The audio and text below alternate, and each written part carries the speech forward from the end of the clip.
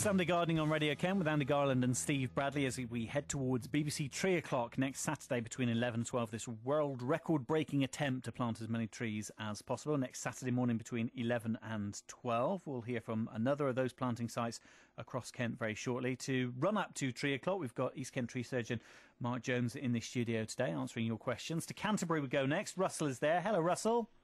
Yeah, hello. What can we do for you? Well, your discussion on the BBC Tree O'Clock next week got me and my son Sebastian talking, and we were wondering what the best tree is to plant for combating global warming.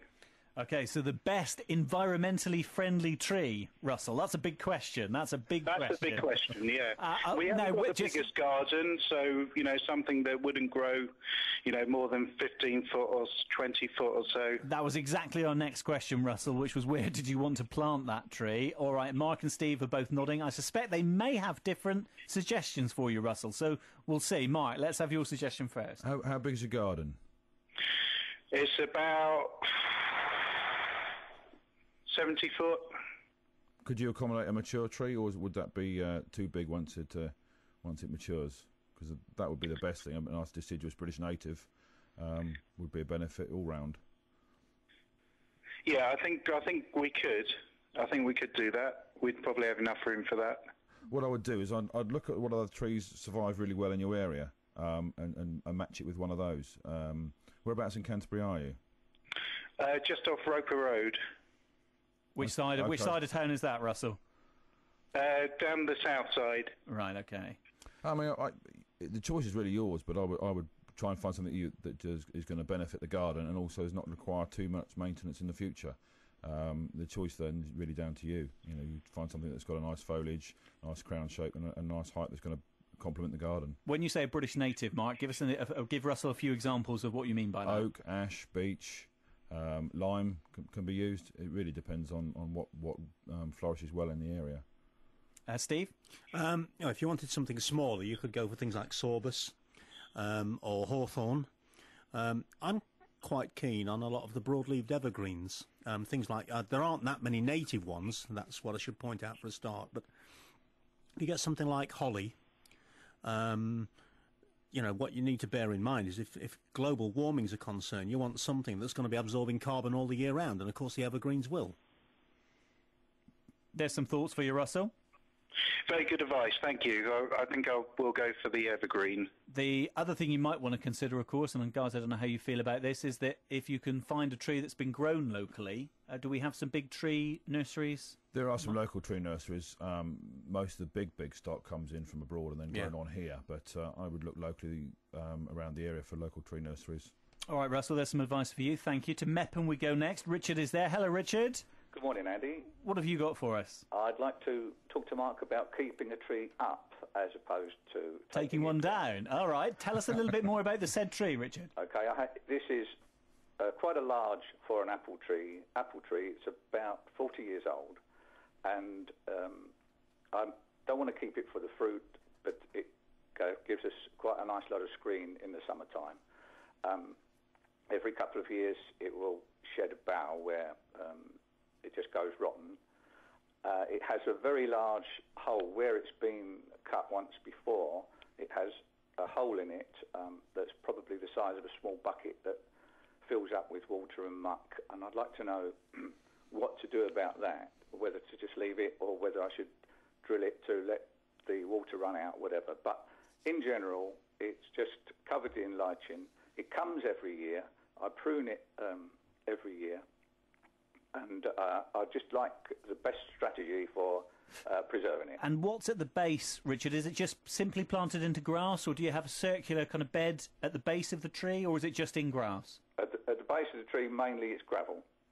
Up to the base of the tree. In gravel, okay. Yeah. Mark, let's start you off with that one. It sounds like a very nice mature apple tree. With regards to the cavity you've got that's filling with water, there used to be a school of thought you used to drill the tree out to make a drain and insert a bit of copper pipe, but by drilling the tree into the sound wood below, you're actually exacerbating, making the decay worse. Yeah. You could try and cover the hole to stop the rain coming in there, but the natural tree defences will sort of protect it as best as possible. With regard to the shedding of limbs, probably just because the tree is getting to a mature phase, Prune off dead wood as you see it coming. Try and keep the branch structure as open and as strong as possible by the pruning that you've been doing.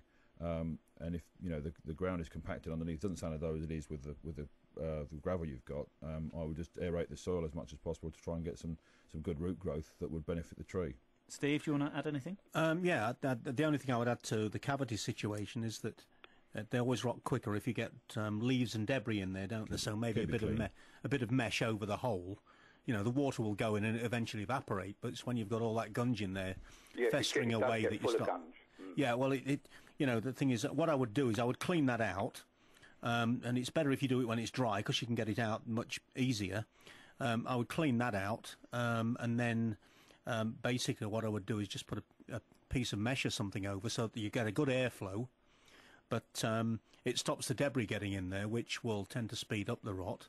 As Mark says, the tree does have natural defences that will tend to slow down if it doesn't stop the decay. And then what I would do is maybe twice a year I would give it a feed, because if you can keep the plant growing and healthy, it boosts its immune system, and so you're equipping the plant to fight off the rot. It's obviously not growing much, otherwise it wouldn't be covered in lichen, because lichen only tends to grow on branches that don't expand very much. Yes. And as part of that feed, I would probably incorporate a feed that has got seaweed extract in it, because the research workers have found that seaweed extract works a bit like antibiotics in humans, so it has that effect on plants to boost their immune system. So would that be a feed you water on, Steve, onto that gravel? Well, the ones that I've seen have been liquid feeds, and yes, just water onto the gravel. But to get the best effect, what you need to work out is, I don't know what area the gravel is, but basically the feeder roots will be at the edge of the canopy. The drip zone, yeah. What they call, as Mark says, what they call the drip zone. I mean, trees are fascinating in terms of the way they're designed, or the way they've evolved. You've got the leaves on most of them are almost like tiles on a roof, so they shed the water to the outside of the canopy. And then just by coincidence, on the ground, basically what you've got is all the feeder roots in that area, so the water's down there, and if the plants can't take up feed in a solid form, so it's got to be in a solution. So it just so happens that the water drips down to where the feeder roots are so that they can take up water and nutrients. So you'd need to know where the edge of the canopy is, and that's where you'll put down any fertiliser so that the plant makes maximum use of it. Is that doable, Richard? Yes, it is. So the edge of the canopy is around about 10 to 12 feet in a circle, obviously, away from the stump. Yeah. So, Yep. so that's where I should water. That's where you will. That's the most critical area, because as Steve said, that's where the feeder roots are. Richard, thank you for your call today on the old apple tree.